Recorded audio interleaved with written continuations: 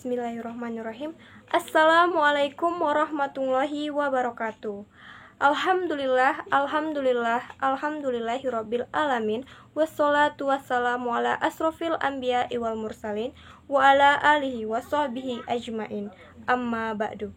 Pertama-tama marilah kita ucapkan puji dan syukur kita atas kehadiran Allah Subhanahu wa taala yang mana sampai saat ini kita masih diberi kesehatan dan keselamatan. Tak lupa pula sholawat beriring salam marilah kita hadiahkan kepada Nabi besar Muhammad SAW. Semoga kita mendapat syafaatnya di yaumil kelak. Amin amin ya rabbal alamin. Perkenalkan, nama saya Putri Adinda Manurung dari kelas 3D PPKN 2020 Fakultas Ilmu Sosial dengan NIM 3202111011.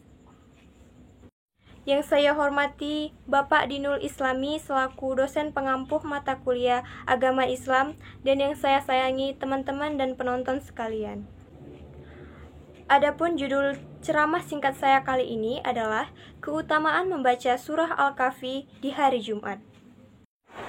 Betapa banyak orang yang lalai dari amalan yang satu ini ketika malam Jumat atau hari Jumat, yaitu membaca surah Al-Kahfi. Padahal, membaca surah Al-Kahfi adalah suatu yang dianjurkan di hari Jumat, karena pahala yang begitu besar. Sebagaimana berita yang dikabarkan oleh orang yang benar dan membawa ajaran yang benar, yaitu Nabi SAW. Hadis-hadis yang membicarakan hal ini, diantaranya, Man qara'a suratal kahfi lailatal jumu'ati ado'alahu minan nuri fima bainahu wa bainal baitil atiq. Artinya, barang siapa yang membaca surah Al-Kahfi pada malam Jumat, dia akan disinari cahaya antara dia dan Ka'bah. Hadis riwayat Ad-Damiri. Dan juga ada dalil yang berbunyi, Man qara'a suratal kahfi fi yaumil jumu'ati ado'alahu minan nuri ma bainal jumu'ataini. Yang artinya, barang siapa yang membaca surah Al-Kahfi pada hari Jumat, dia akan disinari cahaya di antara dua Jumat. Hadis riwayat An-Nasa'i dan Baihaqi. Apakah tetap dapat keutamaan meski membacanya tidak rampung? Wallahu alam. Berdasarkan keterangan hadis, keutamaan di atas hanya didapat oleh mereka yang dapat membaca surah Al-Kahfi dengan sempurna. Karena tidak dinamakan membaca surah kecuali bila seorang membacanya secara utuh.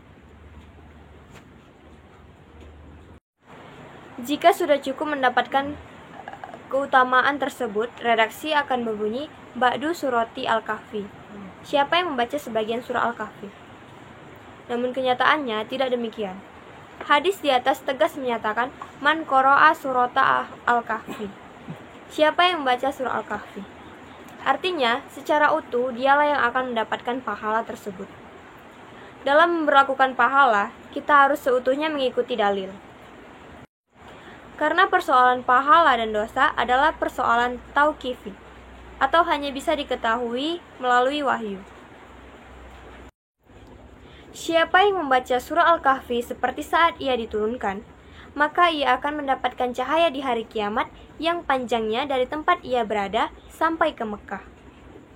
Siapa yang membaca 10 ayat terakhir dari surah Al-Kahfi, kemudian Dajjal muncul, maka Dajjal tidak akan mampu menguasainya. Hadis riwayat Al-Hakim. Seperti saat ia diturunkan, maksudnya bacaan secara utuh. Karena saat menerangkan bacaan sebagian, Nabi menjelaskan keutamaan yang lain. Lebih tegas lagi, dalam hadis Sal bin Mu'adj bin Anas dari ayahnya radhiyallahu anhu, Nabi SAW bersabda, Siapa yang membaca surah Al-Kahfi secara keseluruhan, maka ia akan mendapatkan cahaya antara langit dan bumi. Jika kita tidak mampu membacanya rampung dalam sekali waktu, boleh dicicil. Karena waktu membacanya sangat longgar, dari maghrib hari Kamis sampai tiba maghrib hari Jumat. Keutamaan yang saya sebutkan di dalam hadis di atas tadi tidak disyaratkan rampung dibaca dalam satu waktu atau sekali duduk.